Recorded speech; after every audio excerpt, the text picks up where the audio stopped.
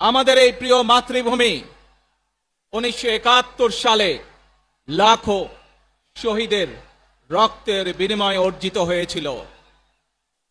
ঠিক একইভাবে 75-এ আবার 7ই নভেম্বর আধিপত্যবাদীদের হাত থেকে রক্ষার জন্য সেদিন সিপাহী জনতার বিপ্লবের মাধ্যমে আধিপত্যবাদের হাত থেকে দেশকে রক্ষা করা হয়েছিল। একইভাবে পরবর্তীতে 90-এ স্বৈরাচারের বিরুদ্ধে এদেশের জনগণ, এদেশের খেটে খাওয়া মানুষ তাদের গণতান্ত্রিক অধিকারকে ছিনিয়ে এনেছিল। কিন্তু তারপরেও ষড়যন্ত্রকারীদের ষড়যন্ত্র থেমে থাকেনি।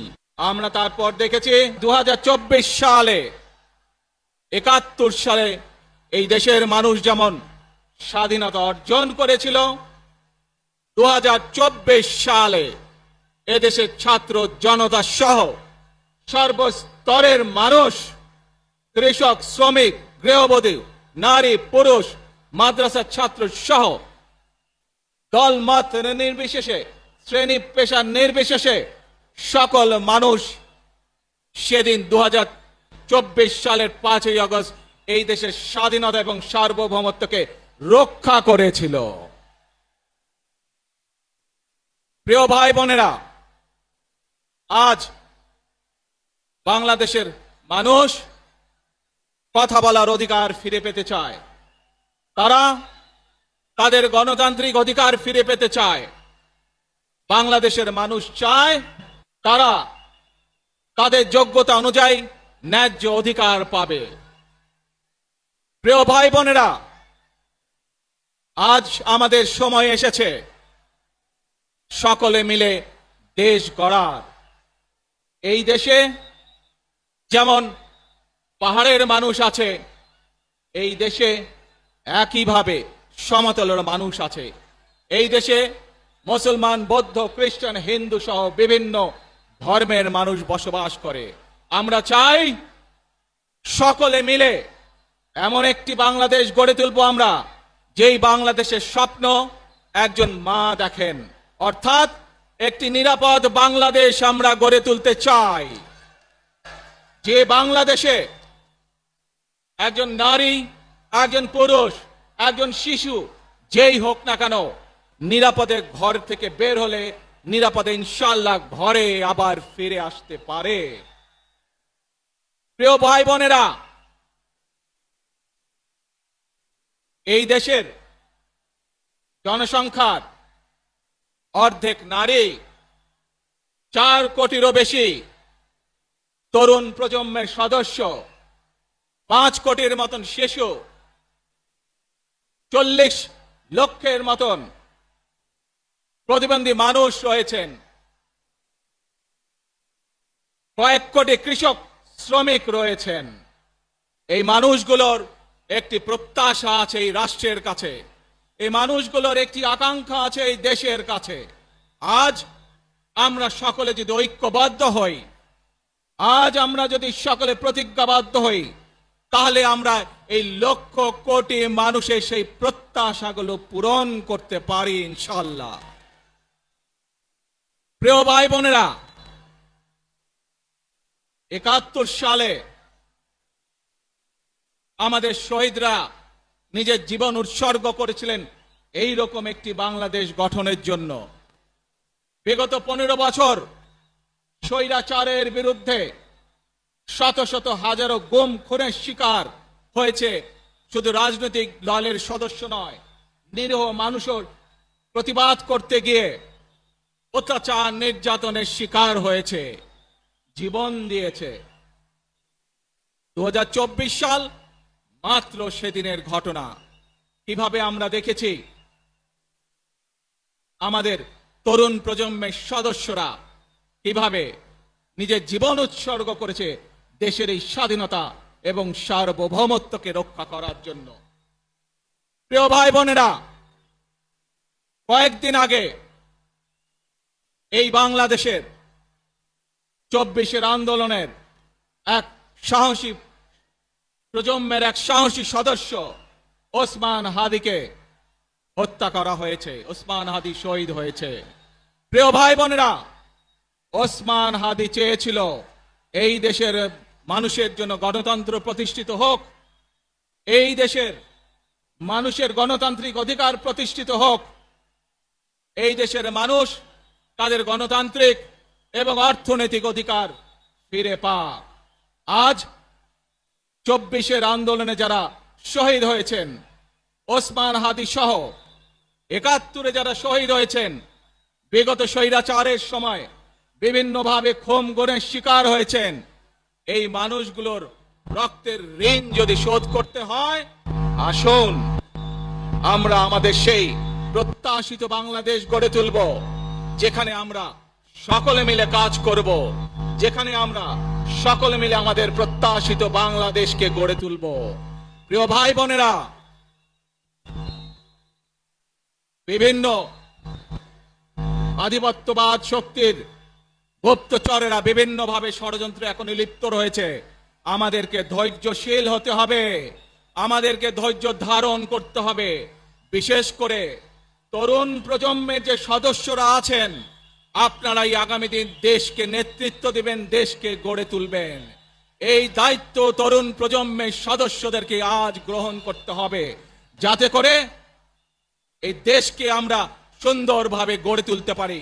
শক্ত ভিত্তির উপরে, গণতান্ত্রিক ভিত্তি, শক্তিশালী অর্থনৈতিক ভিত্তির উপরে যাতে এই দেশকে আমরা গড়ে তুলতে পারি। প্রিয় ভাই বোনেরা, আমার সাথে আজকে মঞ্চে এখানে বহু জাতীয় নেতৃবৃন্দ বসে আছেন।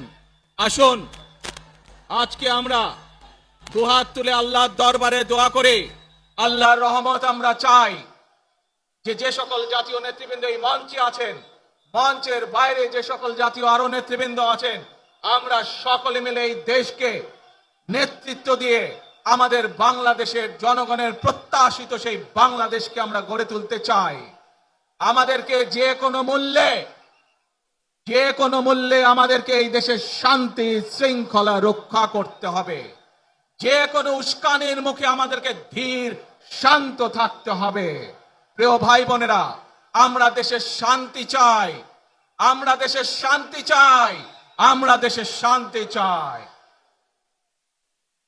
প্রিয় ভাই বোনেরা, মার্টিন লুথার কিং নাম শুনেছেন না আপনারা? নাম শুনেছেন তো আপনারা? মার্টিন লুথার কিং, তার একটি বিখ্যাত ডায়লগ আছে, I have a dream.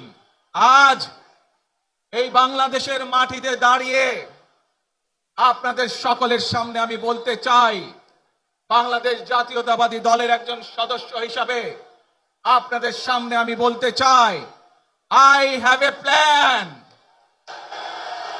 for the people of my country, for my country.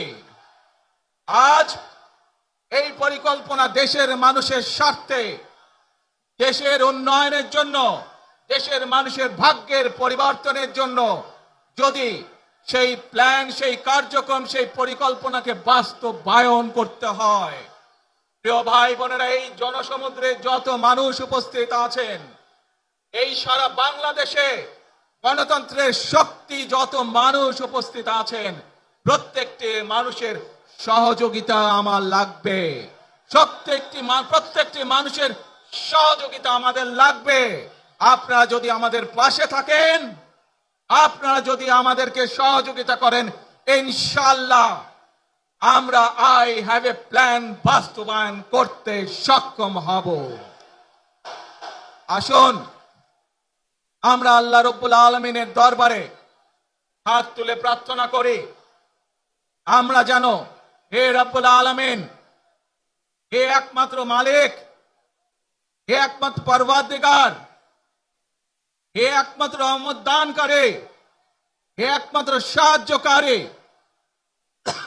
আজ আপনি যদি আমাদেরকে রহমত দেন, তাহলে আমরা এই দেশের মানুষ কঠোর পরিশ্রম করার মাধ্যমে আমাদের প্রত্যাশিত বাংলাদেশকে গড়ে তুলতে পারবো।